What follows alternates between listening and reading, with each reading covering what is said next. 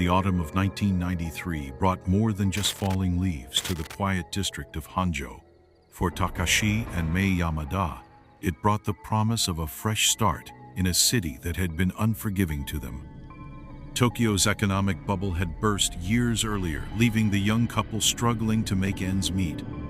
Takashi had lost his position at a financial firm, forcing them to abandon their comfortable apartment in Shibuya. Now, with their savings dwindling and Mei's part-time work at a local convenience store barely covering their essentials, they had found what seemed like an unexpected blessing. A traditional Japanese house available for rent at an astonishingly low price.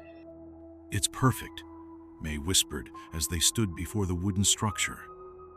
Despite its age, the house retained much of its traditional charm: sliding Fusuma doors, tatami mats that released a subtle, earthy scent when walked upon, and shoji screens that filtered the sunlight into gentle patterns across the floor.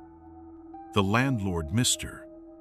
Tanaka, an elderly man with permanently stooped shoulders and eyes that never quite met theirs, shuffled around the property during their viewing.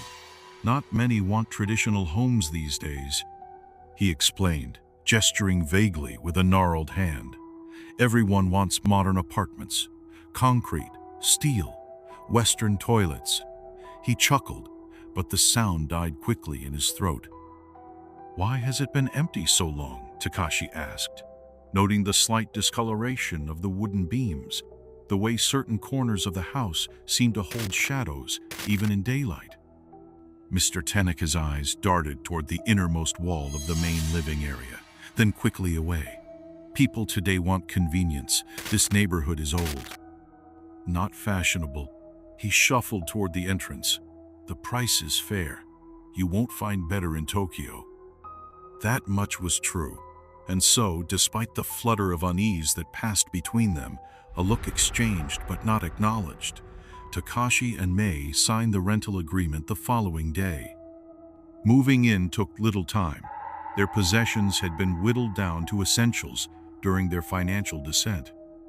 By nightfall, they sat together on their futon, eating convenience store bentos and drinking cheap sake, making hopeful plans for the first time in months.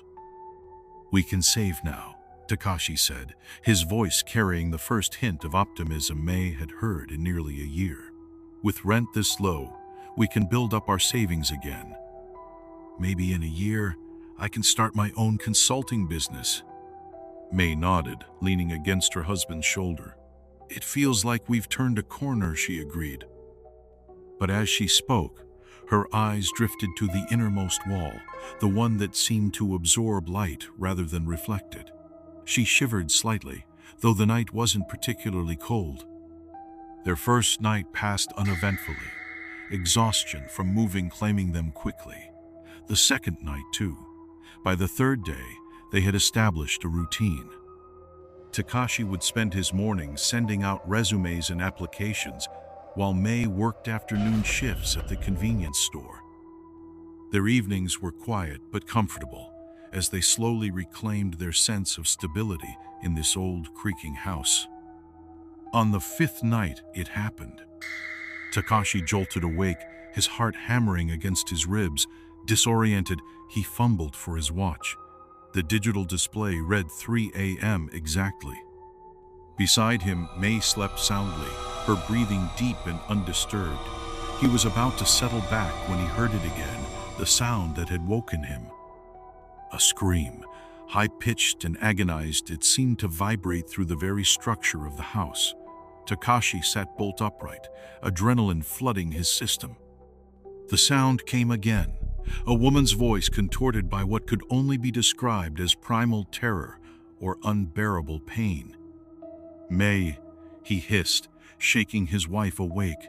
"Mei, wake up." She stirred groggily. "What is it?" "Don't you hear that? Someone's screaming." Mei sat up, instantly alert. The scream came again, causing both of them to flinch. It seemed to emanate from inside the walls themselves, specifically from the innermost wall that had drawn Mei's attention on their first night. "Should we call the police?" May whispered, clutching Takashi's arm. He was already reaching for the phone when the screaming abruptly stopped.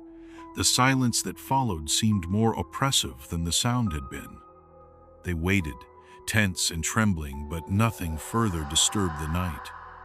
Maybe it was a neighbor having a nightmare, May suggested, though her voice held little conviction. Right through these thick walls? Takashi shook his head. Something's wrong. I'm going to check outside. He found nothing. No signs of disturbance, no neighbors awake and concerned. The surrounding houses remained dark and silent, as if the screams had been contained entirely within their own walls. The next morning, bleary-eyed from lack of sleep, Takashi approached Mr. Tanaka at his small real estate office a few blocks away. There were screams last night, Takashi said without preamble, from inside our house. Mr. Tanaka's face remained impassive, but his fingers, resting on his desk, twitched slightly. Old houses make strange noises, he replied. Pipes, settling foundations, the wind through the eaves. This wasn't the house settling, Takashi insisted. It was a woman screaming, in agony. You're imagining things, Mr. Tanaka said, his tone suddenly sharp. Tokyo is stressful. The mind plays tricks when adjusting to a new home. Takashi left unsatisfied, but with no real recourse. They had signed a 6-month lease. Their finances couldn't withstand another move so soon. That night, at precisely 3 a.m., the screaming began again. This time, both Takashi and May were awake to hear it from the beginning. A low moan that quickly escalated into a blood-curdling shriek.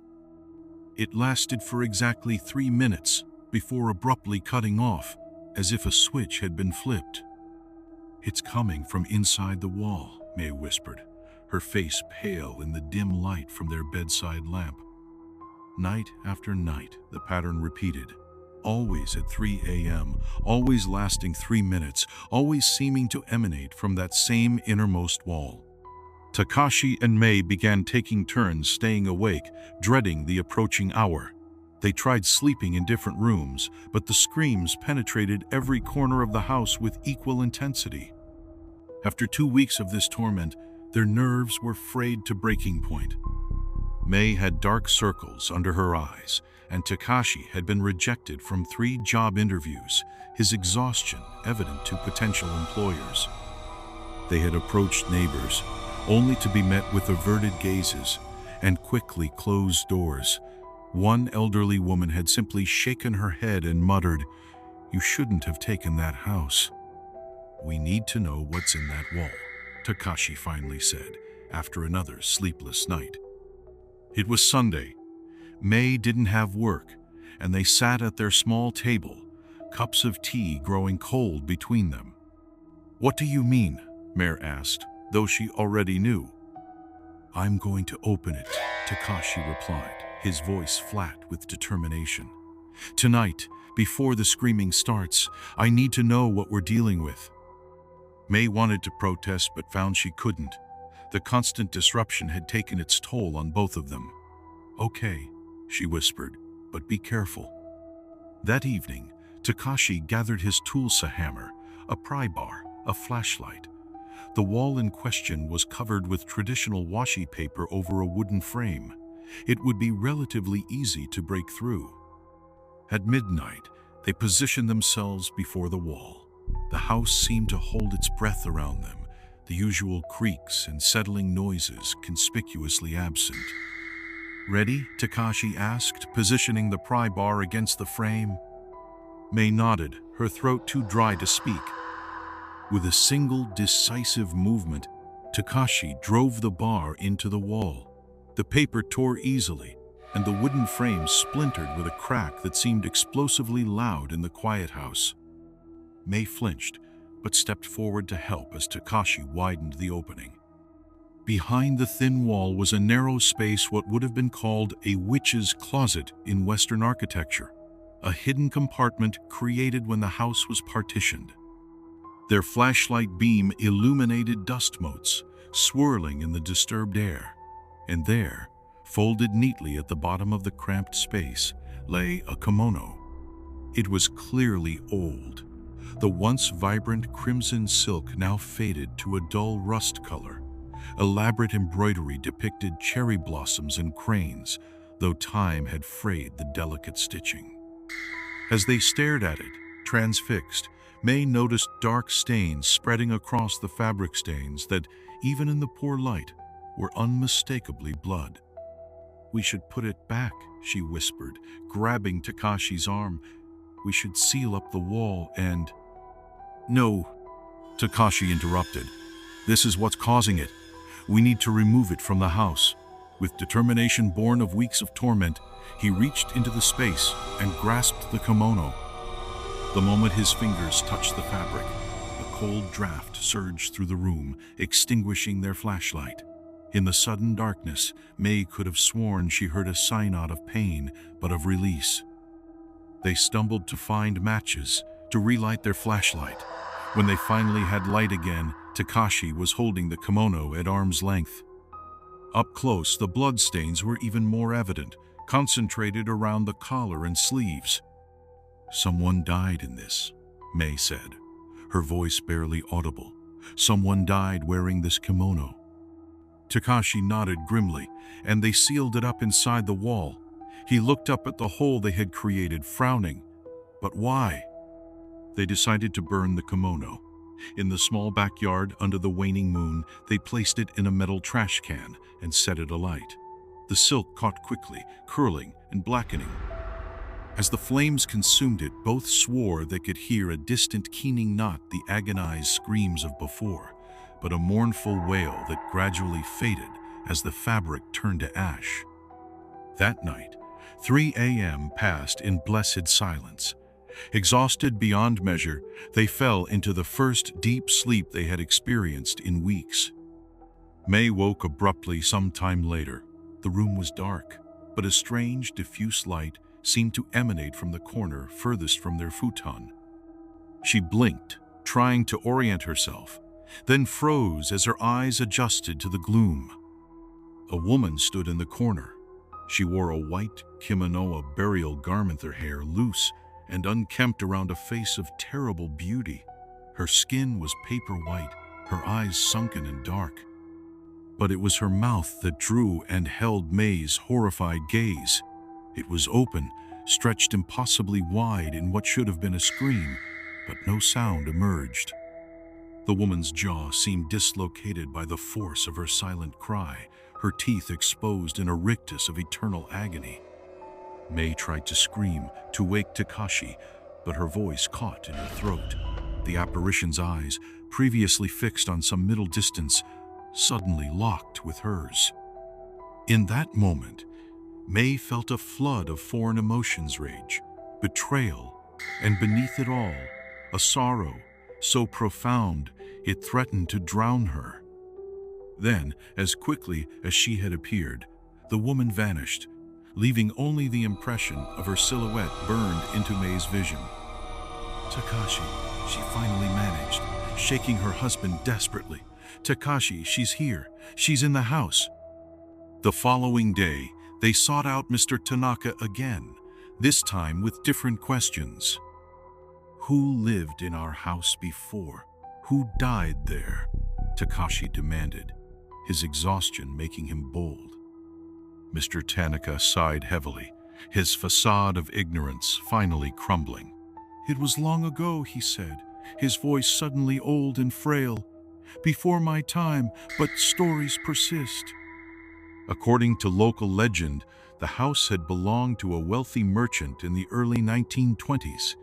He had taken a young wife, much celebrated for her beauty, but the merchant was possessive and cruel.